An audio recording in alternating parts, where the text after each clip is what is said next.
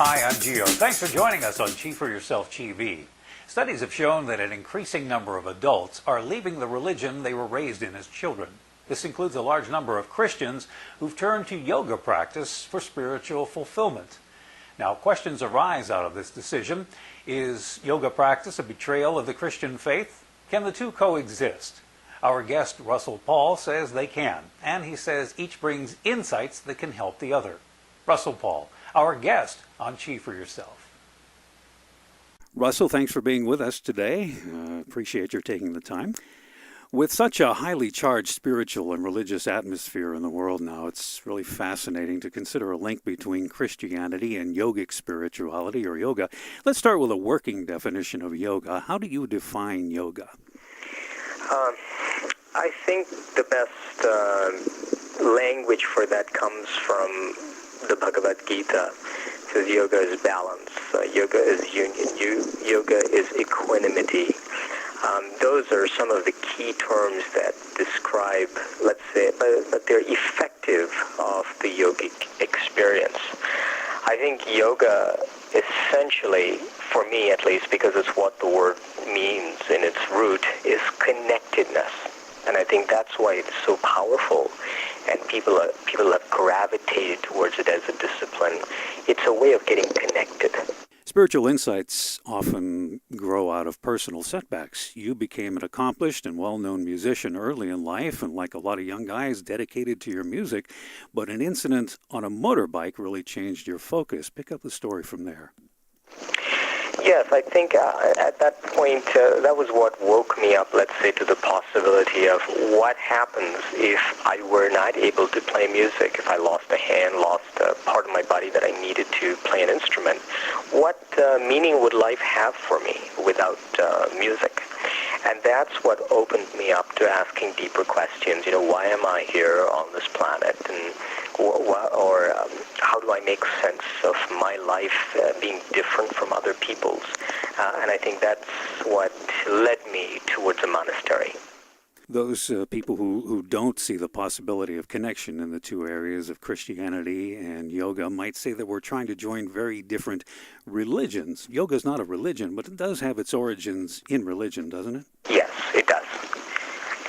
It does. And I'd say that, see, for the last 2,000 years, that statement has held good because, the major traditions of the world have needed to kind of develop their own identity. It's kind of our own life from birth into puberty, where there is a certain amount of protection from our parents. And, we go to school and we're taught the fundamentals of life in a fairly contained environment. But then comes our time to explore. And I think what is happening for us, let's say culturally as a species, is we are beginning to realize that this is the time for us to explore. And there's something within world cultures that is moving us into this kind of globalized mentality. And I think for many people are beginning to see the religions of having value, but also the need to sort of look beyond them, especially with the internet bringing us so much closer together and being able to see one another. But the deeper factors you mentioned, the tensions that come from a lack of understanding, also propel us towards a better understanding of others.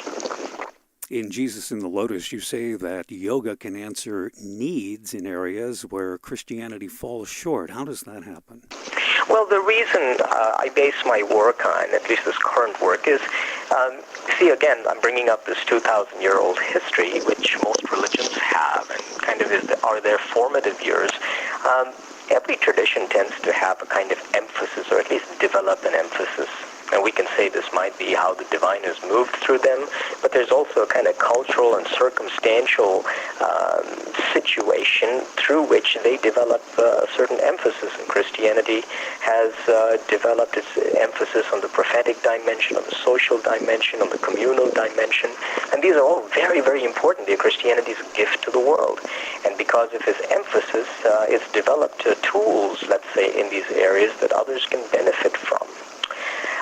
At the same time, because the tradition puts emphasis, it also has other things that recede into the background, not because it lacks it, but simply be that its emphasis has caused it perhaps not to focus on those issues as much. And now 2,000 years later, I think almost any tradition on the planet realizes that it's got its own imbalances. And so when we look at the religions of the world, we might kind of see them as a spiritual ecosystem, each kind of offering a unique balance to complement others. And so comes this work, which I believe is timely in a way because our circumstances today require it almost. I think most traditions are finding out that many of its adherents and we're talking large numbers. Take Christianity, for instance. We're looking at some 30% of people in the United States who left the tradition of their birth. And so when you have that large a number, I think we can safely say that there are parts to the tradition that are not meeting people's needs. Would we say that Christianity then is in crisis? Is that too strong a word? I think that's the general understanding today. I mean, there's definitely a crisis. We have a world crisis for sure, where everything I think we have worked for as human beings, as a species, things such as culture, are on the verge of this kind of precipitous ledge where we realize, if to act impulsively in any direction could well mean our self-annihilation as a species. At the same time, we have all this extraordinary spiritual wisdom from the various traditions of the world, and that's why it's so imperative for us to be able to look at that and look at their contribution. I think from the spiritual point of view, at least coming from the Bhagavad Gita, our problems are not just human problems.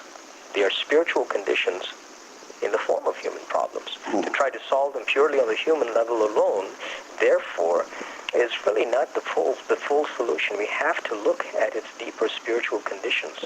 And that's why I think spirituality is offering a lot to our present world situation. You were born and raised in India. You trained as both a yogi and a Christian monk, and training under the mentorship, if you will, of B. Griffiths. Do you identify with either one of the traditions? Well, certainly, the cultural aspect of my spirituality is very, very strongly Hindu and yogic, meaning, the form of it, through the yoga, through the meditation, through the Sanskrit, through the mantra. At the same time, I feel that there's a powerful, let's say, energy within Christianity itself. And even though there are many parts to it that I find hard, at least in its form, to relate to, I honor the fact that it has, fed the life of many people and continues to do that. But it is important for me, I feel, to be able to claim that which is deepest and true and holy and wonderful and marvelous about the Christian tradition, which is also part of my heritage and ancestry. And I think in larger terms that it's the heritage of the world. Hinduism and yoga is the heritage of the world, and I think we all need to find ways to claim that which is part of our own heritage. We may not think that, but I think when we examine our DNA, most people on the planet are pretty shocked to realize that, wow, we are such an amazing mix of streams. And so I'd like to claim both traditions. I'd like to live both authentically and meaningfully. But coming from the other side, I'm sure that people from both traditions may have some difficulties, let's say, feeling that perhaps I'm compromising on either. But I think that's the challenge of what I call interspirituality, which takes it perhaps a step beyond interfaith work, and certainly two steps beyond what we would roughly call the New Age movement, which, by the way, I'm very appreciative of. I think it's an important stage for us.